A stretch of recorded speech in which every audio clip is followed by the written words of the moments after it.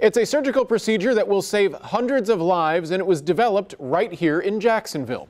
Until recently, patients with potentially lethal blood clots were typically given blood-thinning medication with the hope that symptoms would improve. But these days, blood clots are facing a new medical enemy. First Coast News was the only station granted exclusive access inside of the operating room at HCA Florida Memorial to see this new groundbreaking procedure. Good morning, Mr. Nessett. How are you this morning? Doing well. All right, so this is the game plan today. Calvin Nessett hasn't been able to go ballroom dancing with his wife like he used to. For several years, probably 10 or 12, I have had swelling in the lower right leg, calf, and foot. And the skin was starting to get very thin and crepey. The skin around his ankle was also starting to turn purple due to a blood clot that was preventing proper circulation. But Dr. Mohamed Beisharat and his team at HCA Memorial have a plan. This is a procedure that's not only going to extract the clot out of the patient's leg, which will restore function and viability of the limb, but it's also very important for the prevention of pulmonary embolism. A pulmonary embolism is a blood clot in the lung, which can be deadly.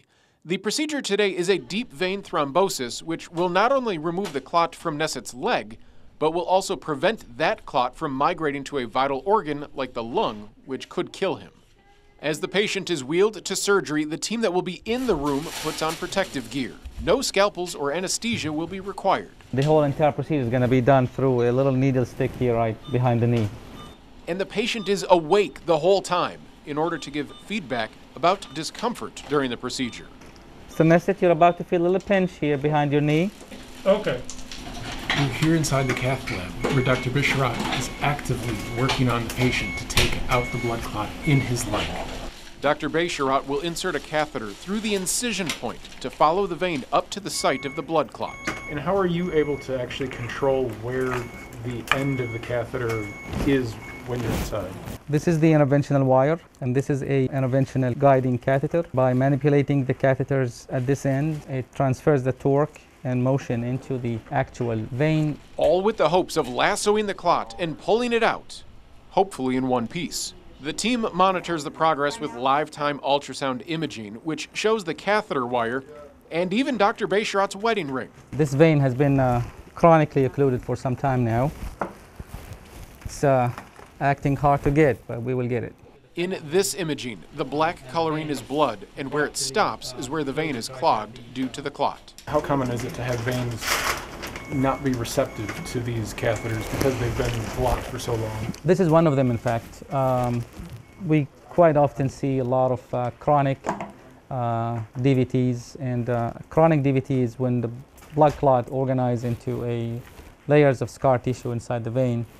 They become more tricky and become more difficult to cross. An obstacle that was not expected. We are trying some few tricks to go around and manage to get through.